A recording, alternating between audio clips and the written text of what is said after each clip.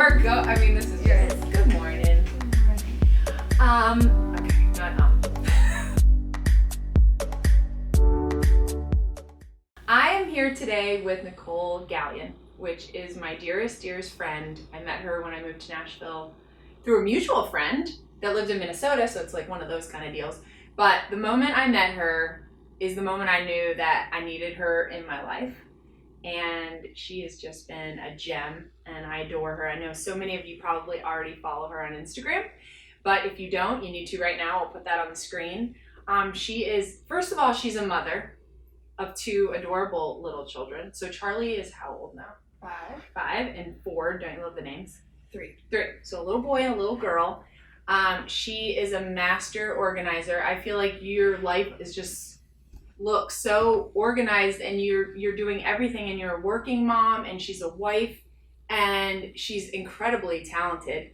I'm sure you know a few of the songs that she's written. She's actually up for, what's this latest award here, ma'am? We are up for Song of the Year at the CMAs for Tequila, which was recorded by Dan and Shay. Yes, and I love that song. And I also love Tequila, so that's maybe a double there.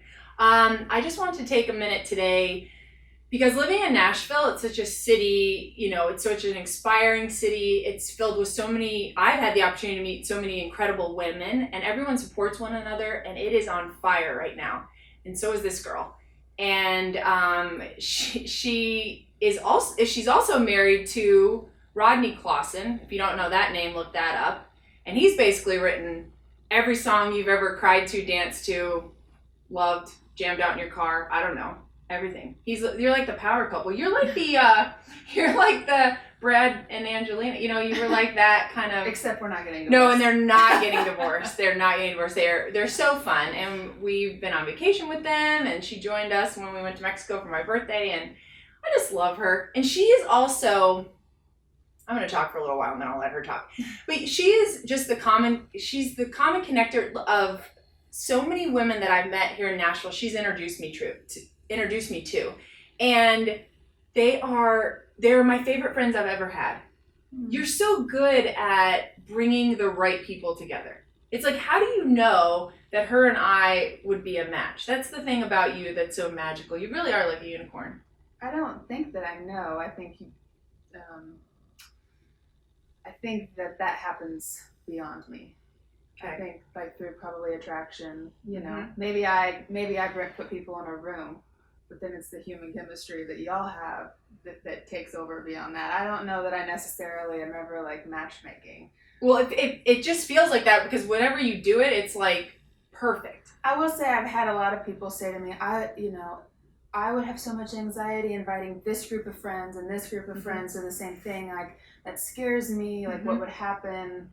And I like feed off of that. I'm like, what could everybody bring to each other, you know, if we just threw everybody in the same room? And I just always assume that we're a lot more alike than we are different. And so it's really fun to have my working moms and my not working moms, you know, or my stay-at-home moms and my small town people and my city people and my liberal and my conservative, like everybody like rises. Well, whether you know what you're doing or you don't, you do it so well. She throws the most incredible parties. Like, you think I know how to entertain? This one can entertain. And no one will miss a Nicole party, ever. So if you're lucky enough to get an invite, literally, you know, change your flight, cancel everything you have going on, and just go. I love her. And let's get back. You said you're from a small town. So let's just talk about you now. Let's talk about how you got here, how you got to Nashville. Where are you from? Like, what in your childhood do you think fueled this drive? Gosh, I don't know. I mean, I think growing up in Midwest, small town, very blue collar. I mean, we were by no means poor, but work ethic was everything. Not just in my town, but in my family especially. And little things like mind over matter. And, you know, that was almost like our, you know, Motto. That was our motto as a family, and little things like it's not all about you, and you're entitled to nothing. And you were the oldest, right? Being the oldest, so I think that combined with, you know, my mom and I were big country music fans. I'm leaving out a lot of you know, there's always so much more to the story, but if I really look at it 30,000 foot view, it's like my mom was like the heartbeat because she was so excited about music and I was good at music. But at the time it was just piano, but we were super fans of, you know, of country music, and like getting on my first time on an airplane, my mom's first time on an airplane was to Nashville when I was 13 to come to a thing called Fanfare that is now CMA Fest. So I think that's really where like the passion and the excitement came from. And then my dad, you know, very just like, put your nose down and work. Nothing, you know, don't accept any handouts. I think those were like a really good combination for preparing me for the music business. Because nobody's handing anything out in the music business. It's the wild, wild west, is it not? It is, and there's no level of... And you're in a man's world, would you say? Yes. Yeah. Which I think, you know, is also... Sometimes that helps, doesn't it? It does. Well, for someone like you, I think. It does. I think, and I appreciate men more than women. Not more than women. I appreciate men more than most women do. Yes. I think I have a lot of masculine qualities, and so I have a soft spot for probably what drives a man, and I see them in a way that is probably a little bit more endearing, which helps me. But I will say, like, a lot of people ask about this topic, about like being the only girl in the room most of the time, and I think somewhere along the way, I definitely downplayed my femininity in order to make everything jive and to make everyone comfortable with me. I never wanted a guy to worry about hurting my feelings. I wanted to be treated the same. But I think when I became a mom, I definitely became more feminine than I'd ever been. And so I've learned to really like lean into my feelings in those rooms and not be afraid to be the emotional one with the guys. With that said, I can't tell you how many times guys have been like, oh, yeah, but you're not a girl, you're like one of us. You know, like, right. Well, you can hang. That's a compliment. Which to me is like a compliment. Yeah. You know, but sometimes, you know, I'm like, yeah, but I want somebody to see it from my point of view. But no, and I do think that I never really had like female roommates. I lived alone. I'm inherently very independent, and I don't want to be controlled, and I don't. So I think I'm wired to work in this business. Like I can take, like, it's easier for me to take a no or a criticism than for someone to be emotionally needy. Okay. And so I'm like wired for this because all we ever hear is no. Well, you're killing it. So whatever you're doing in that room. And that's what we want to know now. Like, what goes on in the room? So a lot of questions that were coming in were like, where do you even start writing a song? Do you just take things in your daily life that you see or that inspire you and you jot it down, or do you walk into the room that day? Like, I need you to walk us through. I'm fascinated by this. There's no better person to go to dinner with than the women and men in the songwriting community. I just sit there and I like kick back at the table because you know I can talk, and I'm just like, I'm just like in awe. Well, that's how we feel going to dinner with you guys and all your football friends. Right. And you're like, what? I mean, it is different to go inside someone's world, right? So take me there in a song. What's the process? I mean, the cleanest way to say it is like, I think songwriters are wired. We have like a little antenna that is always up that we don't really realize is up. But when somebody says something, or somebody does something that just, it kind of I have a tip, it's like pings us. It's like ping, like whatever that is. And maybe it's a word. Like for me, I'm just very word driven. If you're not following her, like I said, get on there right now, because her captions, I'm like, how did she know in that picture that was the emotion? Like, how does she write that? But that's what she does for a living, so of course she did. But like if I hear a word, like, you know, you have a black, a black painting on your wall or whatever. It's like, you know, white on black. You know, it's like someone could say something like that, and then I think, well, what's white on black? Like, what could that? So if it how does that apply? If it pings me, I'll just take my phone and I have a note and I just put all these like random. And I've seen her do this. I'm like, is she either checking a text? She doesn't want to be sitting next to me anymore. No, I'm like, no, I know now. I know now that something that was said is a little ping. Now I know what to call it. Sometimes it's an exact title. Sometimes it's more of just like a concept. Okay. So that's a question. So do you start with the title, or is it the words of the song? Every day's different. Okay. I would say I'm most inspired by an actual title. Okay. And then I'm like, okay, like I have the cover of the book. Now Yes. what happens when I open the book? Okay. And it's really a lot like there's an architecture process of like, okay, we're gonna build this house, this song. We're gonna like go, okay, here's the title. Where are we like what is the foundation of this song? Like what is the idea, the main idea? And then what are we gonna say in the first verse? What are we gonna say in the second verse? How are we gonna land the plane at the end of the chorus? And a lot of like that's my favorite part of writing is the planning process of the song, because a lot of times once you get to that point, you don't even have a single lyric written down, but you know what the house is gonna look like in your head. It's really I love this. And it makes sense for I think everybody's different. Some people feed more off like music and chords, and they hear a melody and like they just try to figure out what that melody should say. Okay. But for me, I'm such a planner. I love planning a party. Getting back to the party. Yes. I love planning my day. I love planning my future. I love the planning process of a song, probably more than any part of it. In fact, once a song's done, we usually just take our little iPhone and we record it into our phone, or someone makes a recording of it. But most songwriters would say their favorite part of our process is going in the studio and recording it. And to me, my time orientation is so in the future that like once the song is written, I'm on to the next song. Okay. It's hard. I don't like that process, and which is crazy because if you ever got to see that process, that's the part that you would be like, this is so fun. You get to go in the studio with the best musicians in the world and hear the song come to life. And I'm already thinking You're like, I'm already out the door. Next. Yeah. What's my next song idea? That drives me. Okay. I used to apologize for it too. I used to be like, I don't know what's wrong with me. Like, I don't really want to be in the studio. And everyone looked at me like, huh? And now I just know why. Yeah. It's because I'm a planner. Yeah.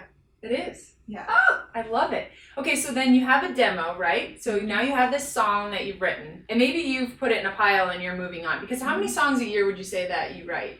I would say the average writer probably writes like 125 to 150. Wow, 150 songs. Like fully, not just written, but recorded and demoed. Really? And so that's, I mean, yeah. When it's a no business, I mean, out of 150 songs a year, like maybe 5 will maybe see the light.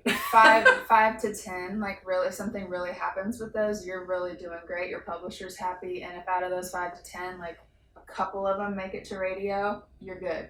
So I mean, you're signing up at best for an industry where 98% of the time you're being told no. Mm-hmm. And so, but you can handle that, thankfully. I can. I actually think my parents recently had a #1 party for telling me no so much. I think they like held the horse back behind the gate a lot. Everything's so much sweeter when you can appreciate it. I mean, you've waited your turn. You've been doing this how long now? I got a publishing deal, and like this is the end of my 10th year of writing. And you're a baby. You're 34 years old. Yeah. Wow. And you had 2 kids, all in the mix, got married, all that jazz. Mm-hmm. And you really put in the time. Yeah, and it's all made it so sweet. Oh. And I think in hindsight it's all 2020, and like now I see like how God designed it all, and like why I had to wait and why it was that exact time that songs started, like success started happening for me, and now I know that it was like I wouldn't have wanted it any sooner. Yeah.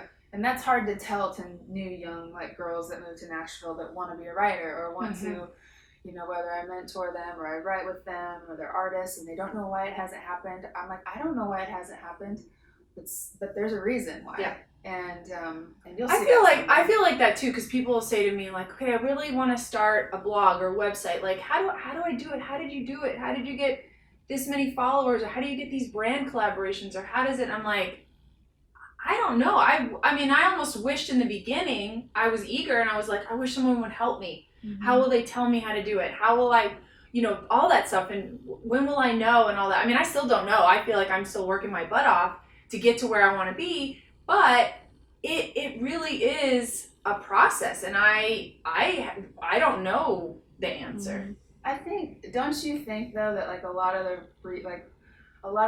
your business started before your business ever started? Yes.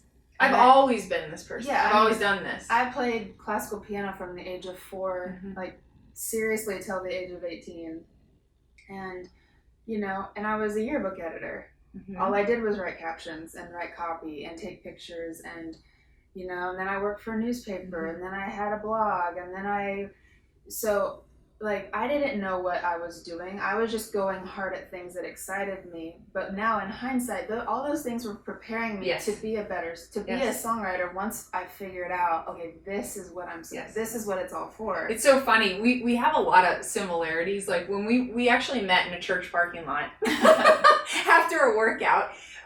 There was a little workout thing at this little like boot camp, but we have similar upbringings, just with our parents were divorced and things like that, and going along. And also, I had a radio show in high school. I don't know if you knew that. I did. I never knew that. A radio dropping that on me right now in front of the world. Mind blown. No, but I was the yearbook editor. I ran that. I used to stand on the sidelines at Steve's game. I wrote the newspaper articles for all the games and things like that. And we had a radio station. So within 2 miles of school, I was the one telling you, like, the basketball team, this was the score from last night, and you got to get your whatever in and buy those prom tickets. And then I also did the morning announcements.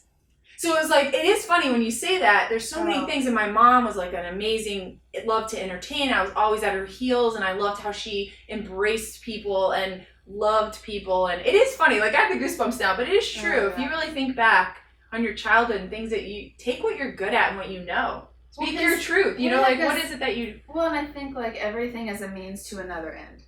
It's not, oh, no, yearbook is not my life, or the radio show is not my life, or maybe even, you know, you were a nurse. Yep. Like, maybe that... And that's the helping of people. Yeah. I'm just doing that in a different way now. I think I hear a lot of people go, they want to know now how all the stars align before they even pick up a hammer and swing at anything. And I think that, like, it's really important to just go hard at things, even if you don't think this is what I want to do forever, because I truly think if you're passionate about it, it's preparing you for something else, a bigger picture. Yeah, for what maybe, like, you really lock in and zoom in on that particular... You are in such a specific business now. I'm in such a specific business.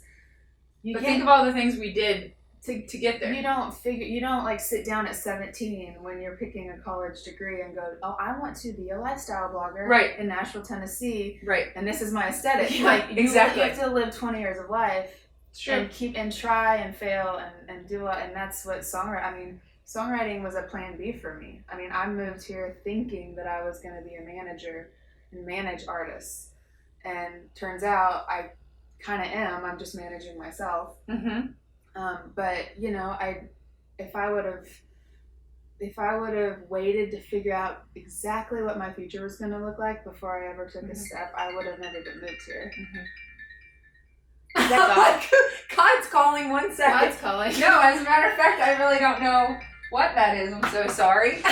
That's my calling in life. That was it. They're calling you. They're telling you just stick with what you're doing and do it. Yeah, no, that's funny.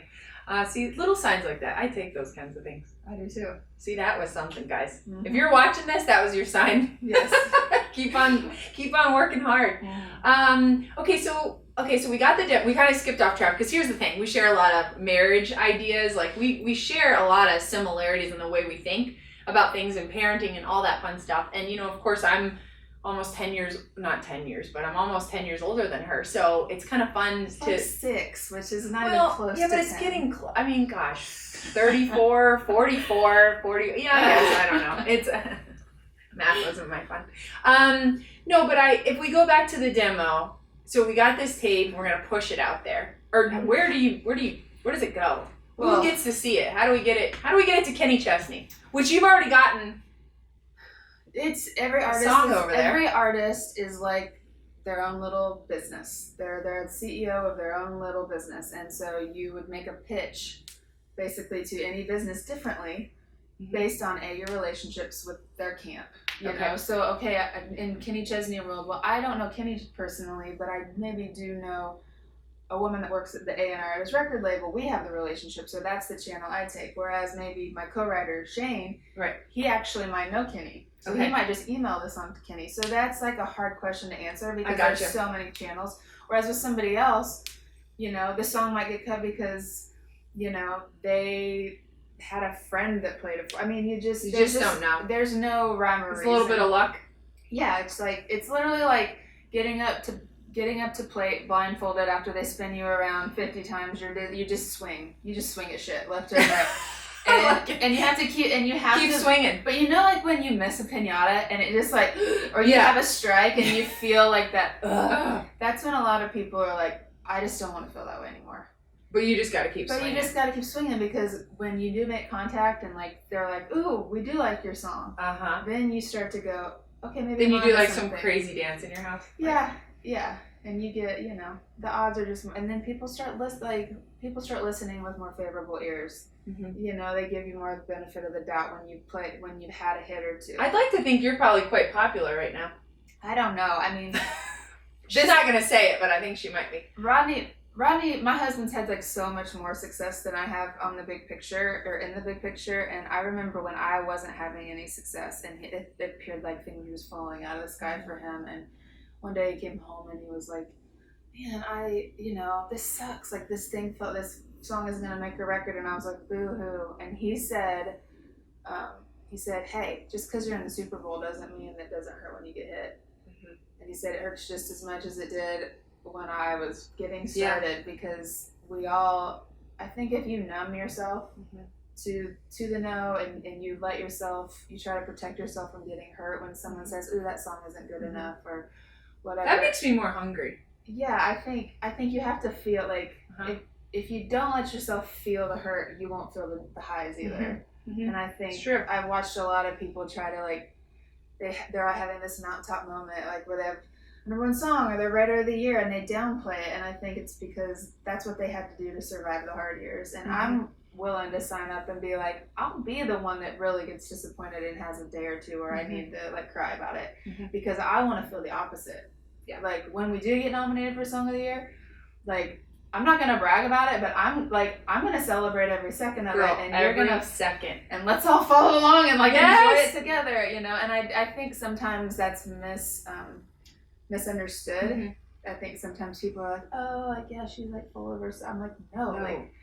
Like I was there willing to share every time something bad happened too. I'm not trying to. No, but it's you're authentic, and people can relate, even if they're not songwriters, but at home they've failed at something, and that makes it okay. Give yourself permission to be okay with whatever the situation might be.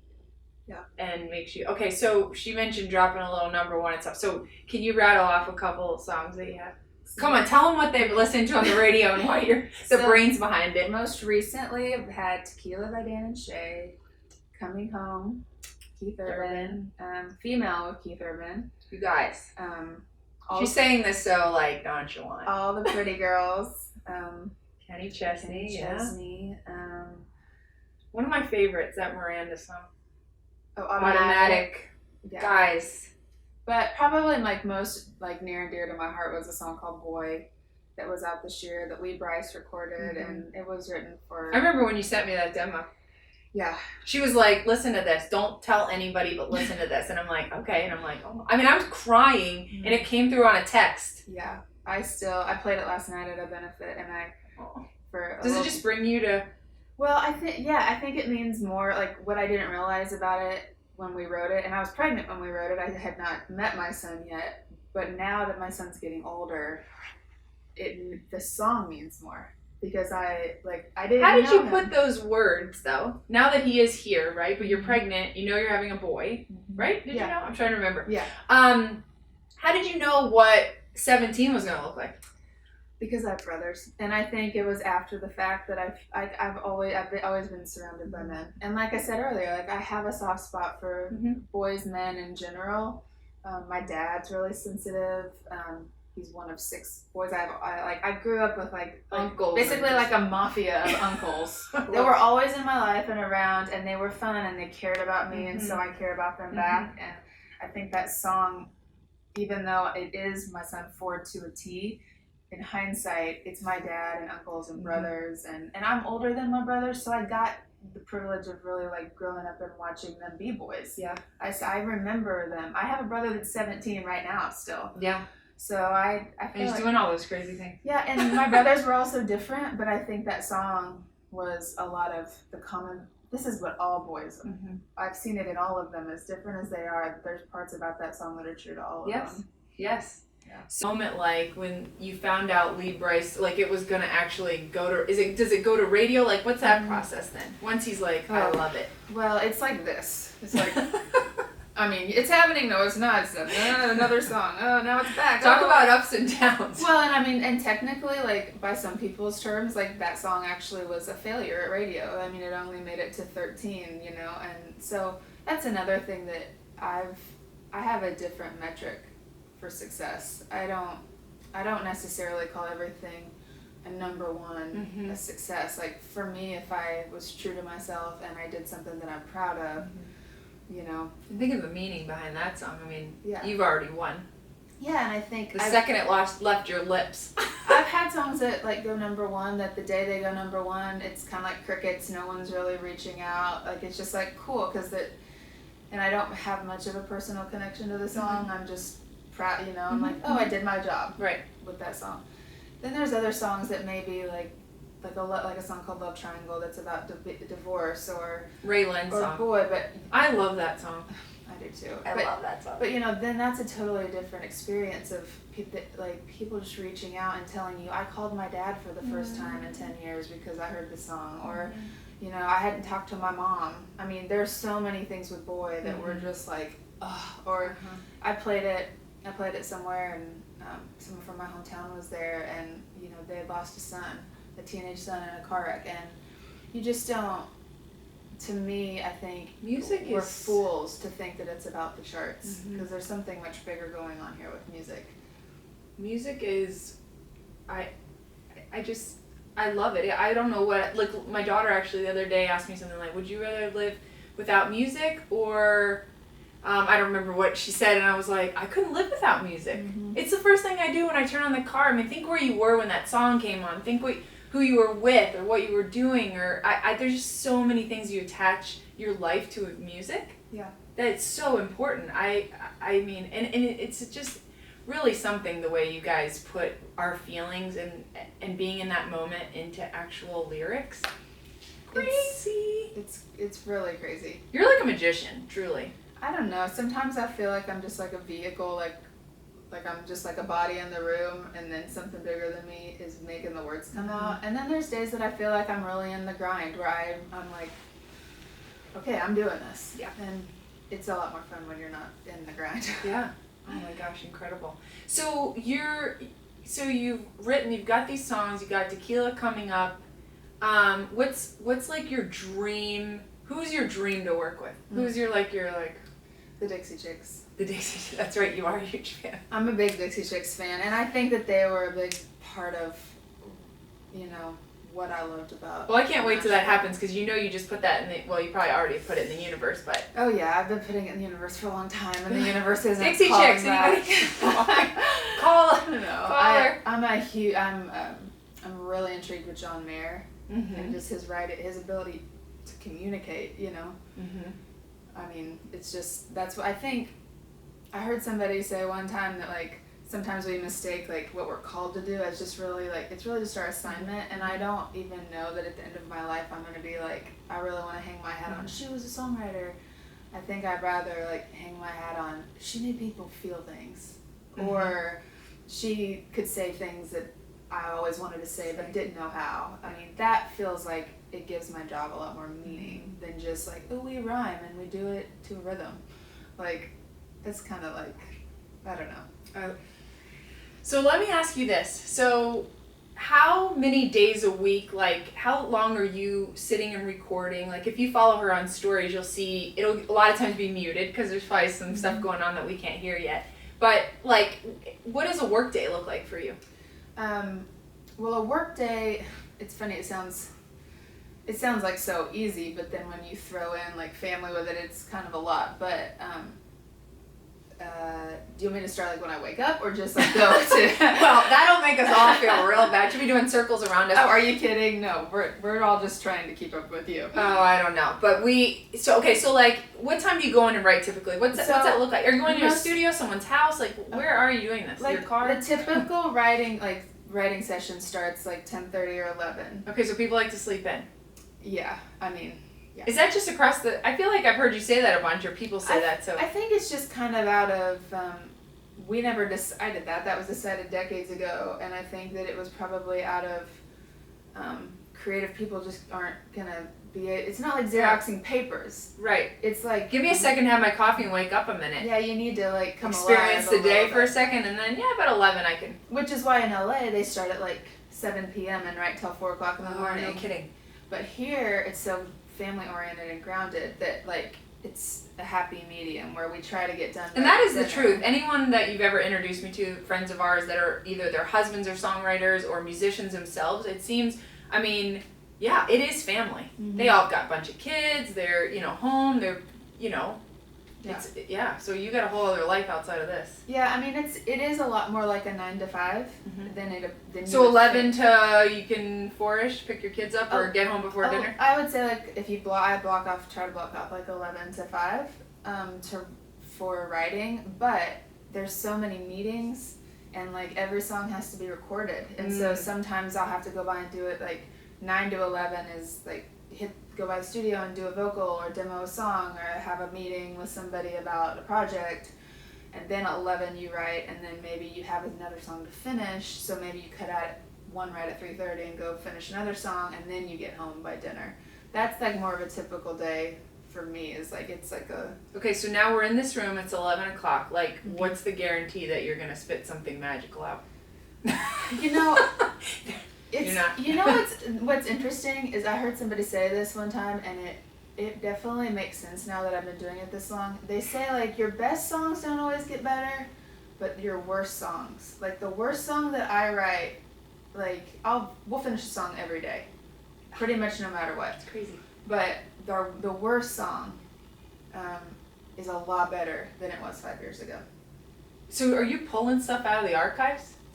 No, it's just like you just know, like there's if I really look at my catalog of songs and I go, this was my worst day in 2018. Oh, I'm sorry, I got you. Yes. Like the worst day that I have this year will be so much better than the worst. Well, think of the emotions and what's going on inside for you to have all these feelings and now you got to go just bottle it up and go to work. But now you're not doing it on our own. Right. How many people are typically in a write? 2 to 3.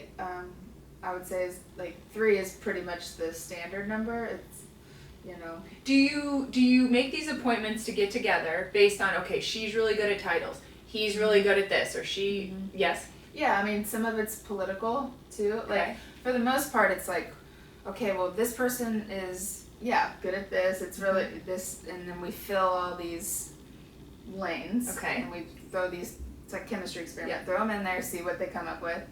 And sometimes it works, sometimes it doesn't, but then other days it's kind of, it's political, where it's like, well, this, this person's really close in with this artist, so I need to write this, I need to say this idea for this day. It's because everything's really campy in our world. Okay. So, like, you might want someone that writes for this label and publishing to be in the room.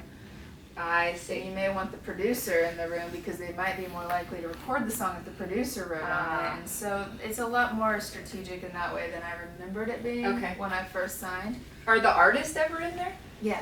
I mean, I would say about half the time there's an artist in the room. So it's like... I didn't know how much they actually write of their own stuff. Some do, some don't. Yeah, I mean, like, Tim McGraw's made an empire out of cutting outside songs. He doesn't, for the most part, right? Is that funny? But then there's other people that you're like, I'm never going to try to write a song for Taylor Swift. She writes all her own songs, Or, right. Do you like the country genre? Would you ever, like I know you said John Mayer, getting out of that, like get into something else, like kind of poppy or? I think it would, for me, I think I look at the marketplace and go, what are my strengths and what do I have to contribute? And I have the most to contribute to this world, and I think that because the words matter so much and the story matters so much in country, and that's really more my strength. That's true.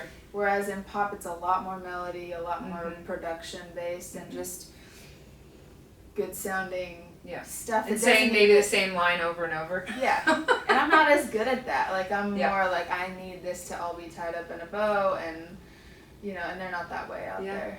Oh my gosh. Yeah. All right, what do you have, what do you have, anything big? I mean, I know you said you had the award coming up. You getting a dress? Did you find your dress? Let's talk about the real things. I haven't found my dress yet.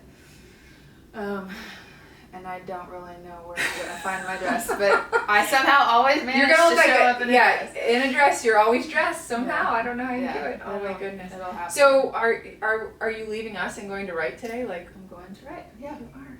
Okay. Yeah. Can you tell us what's in? I'm writing with. Maybe she can't. No, I can't. It's two writers, no artists Okay. today. Laura Veltz, who is a phenomenal female writer, and she's like me, where she writes for a lot of guys Okay. too, and or mainly for guys, like, Yeah. and then and she's probably considered like one of the guys, Okay. like, and then a guy named Sam Ellis, who I've never written before. And that's he's fun. more of a producer, track, Yeah. music guy.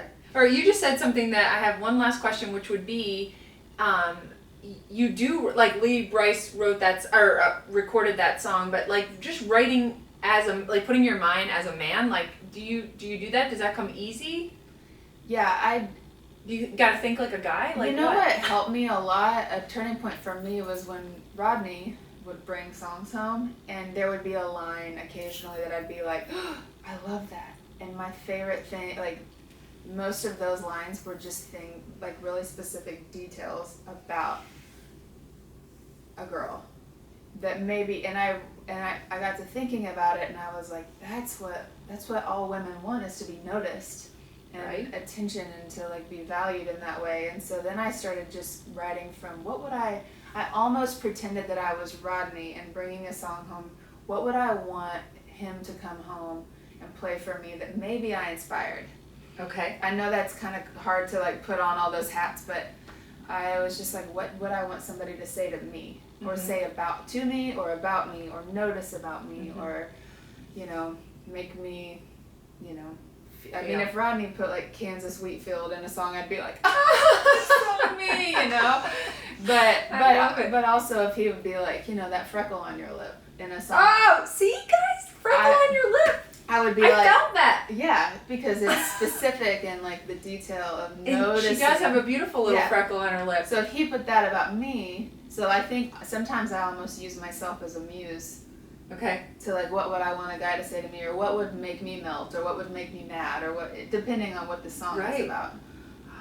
So that's fun, because So fun. Yeah. So fun. And I said one more question. I said last question, but I have so many questions. But one is like pulling from your roots and where you grow up, and like the scenery and what that looks like. I know listening to your songs that, because I know your backstory, right? But do you pull a lot of that from like childhood and things like that? Yeah, I mean, it's really like you like inhale your entire childhood, and then as a songwriter, you exhale it into the songs without really knowing it. And I have such a soft spot in I have a really unique viewpoint on my hometown, like middle of nowhere Kansas. Like a lot of people look at that as redneck, or flyover state, my tractor's bigger than yours, but I really think it's more like a caricature. I look at it as like this beautiful, charming, like open field, gorgeous childhood that I got to have. And so I really try to like put that in there, because I don't know that the people that I grew up with are always well represented in country songs. We're smarter than a lot of times country music makes us sound. It's not your trailer and your dog and your truck broke down. Yeah, we're more sophisticated. Yeah, and those things more than that. Well, it is all those things, but it's beyond that. Like that's a very, I don't know. That's too simple. Yeah. It's too simple. Like people are a lot more alike, and so I like to like bridge that gap of like, let's talk about rural America in a sophisticated, charming, smart way. That's my favorite kind of song to write. Okay, I love it. I mean, we could really sit here all day, honestly. Next time we're gonna do it with wine. Don't you think? Yeah.